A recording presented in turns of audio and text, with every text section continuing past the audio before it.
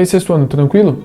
Bom, na aula passada a gente conversou sobre as rochas, o que são rochas e o que elas escondem do passado do nosso planeta e como elas se formam e como se formam essas coisas que elas escondem também. Agora a gente vai entrar um pouquinho na atmosfera e na hidrosfera. A gente já estudou essas duas camadas, pessoal, então a aula de hoje não vai ser longa, a aula vai ser bem curta, porque a gente vai relembrar algumas coisas rapidamente e comentar algumas novas coisas sobre essas duas camadas. Então, já pega o seu caderno, pega a sua caneta ou o seu lápis, senta numa cadeira bem de boa aí para você prestar atenção no vídeo, se inscreve aqui no canal se não é inscrito e deixa o like, beleza?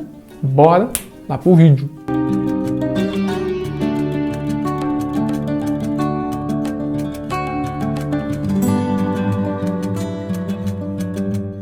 Bom, como a gente já estudou, a hidrosfera é a camada de água do nosso planeta. Não importa se essa água é salgada, se ela é doce, se ela está congelada, não importa. Hidrosfera é a camada de água do nosso planeta. A primeira pessoa a sair do nosso planeta, que foi o Yuri Gagarin, um russo, em 1961, quando ele saiu da Terra e ele olhou a Terra de fora pela primeira vez, ele disse: a Terra é azul. Por que a Terra é azul, pessoal? Basicamente porque a maior parte da sua superfície é coberta de água.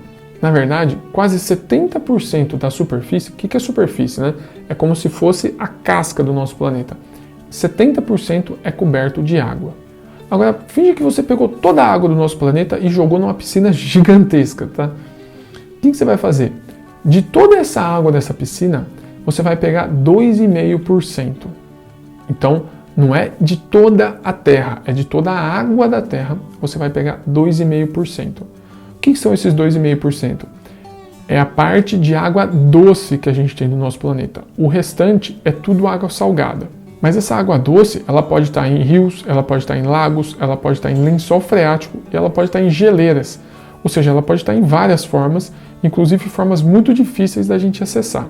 Agora pega toda essa água doce do mundo, pega a geleira, o lençol freático, tudo.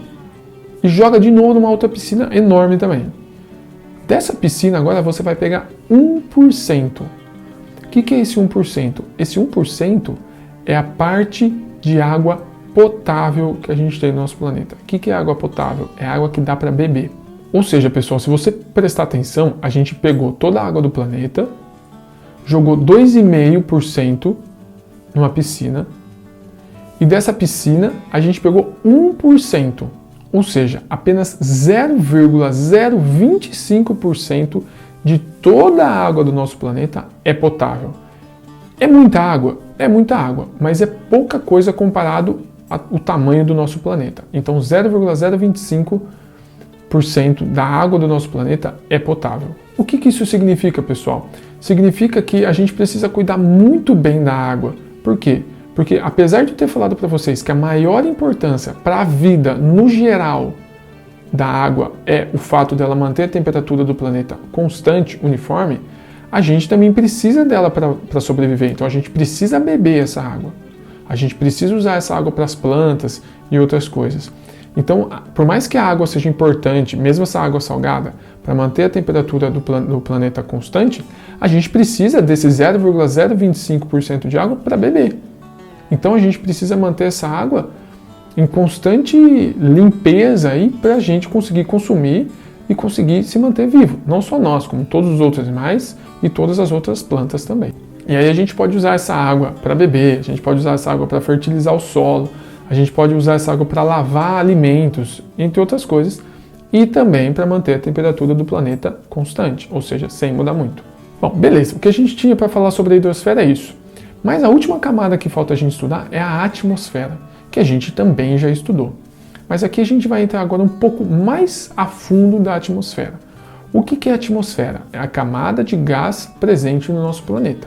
A gente já estudou que essa camada de gás, ela permite que a vida exista aqui. Por quê? Porque ela nos protege de radiação e nos protege dos meteoros. E também dá o gás para a gente respirar. Mas vamos estudar cada camada dessa atmosfera. Na verdade, são 5 camadas e a gente vai estudar essas 5 agora. Antes da gente estudar todas essas camadas, a gente tem, pessoal, basicamente a seguinte relação dentro da nossa atmosfera.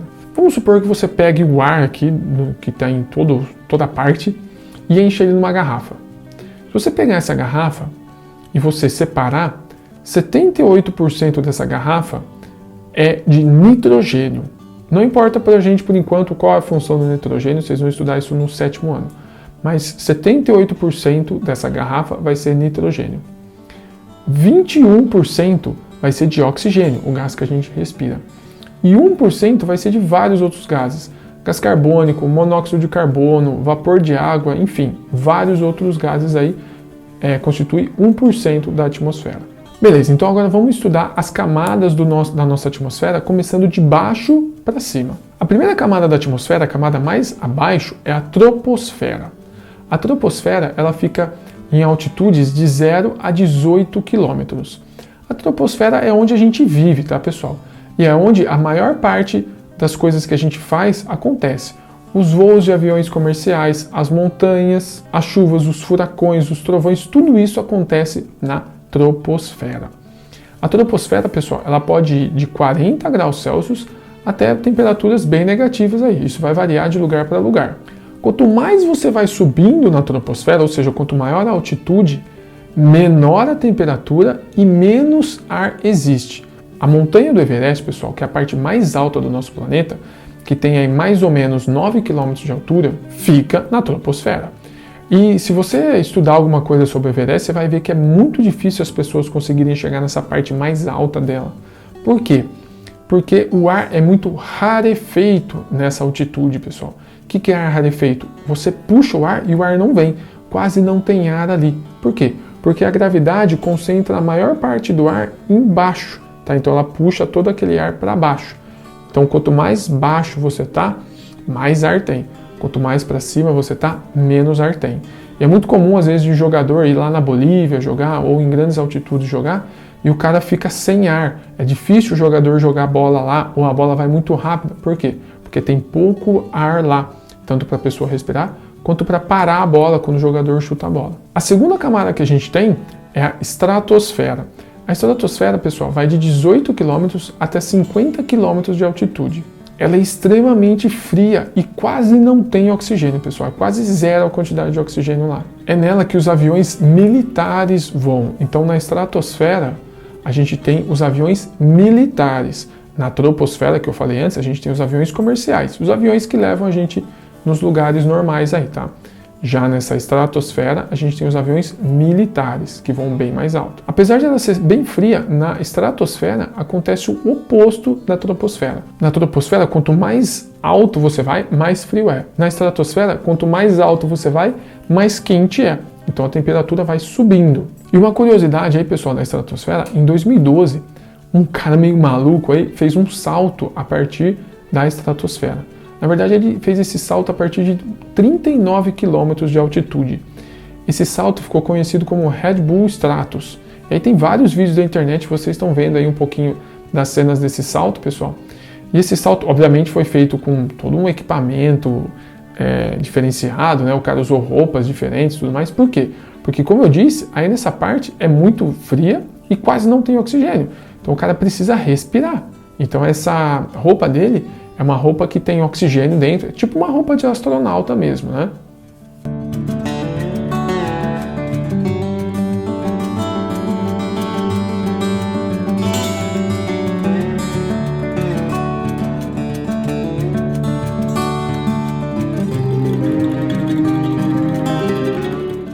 A terceira camada, pessoal, é a mesosfera. A mesosfera, ela fica aí entre 50 e 80 quilômetros de altitude. E é nela que os meteoros são incinerados, são queimados quando eles entram na atmosfera. Lembram lá dos primeiros vídeos que eu fiz para vocês? Que a gente falava que os meteoros entravam na atmosfera e a atmosfera protegia a gente? É exatamente na mesosfera que isso acontece. Então, na mesosfera que os meteoros começam a sentir o ar, a atmosfera do nosso planeta e começam a ser incinerados. Apesar de ela conseguir queimar os meteoros, ela é muito fria, pessoal. E ela pode chegar a temperaturas de até menos 90 graus Celsius. A quarta camada que a gente tem é a termosfera.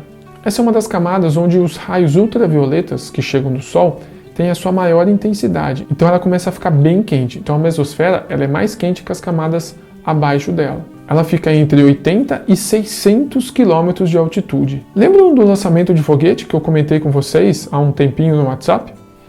Esse lançamento de foguete levou aqueles astronautas até a ISS, International Space Station, a Estação Espacial Internacional, que é tipo um lugar onde os astronautas ficam para fazer alguns experimentos.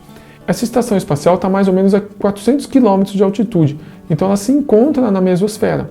Então a ISS fica aí nessa termosfera.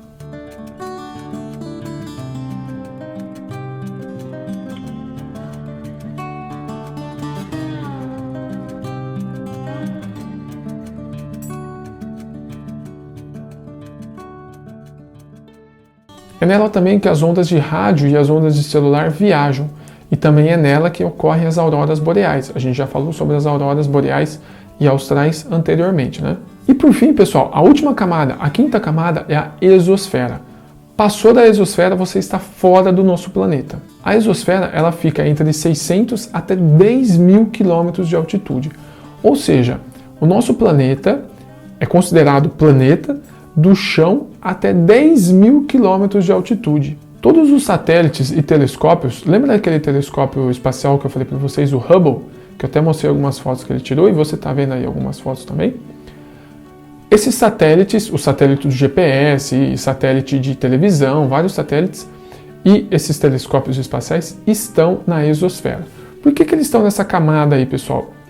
Porque a exosfera, ela é, além de estar bem alta, ela é limpa de gases, ela quase não tem gás, é basicamente nada de gás.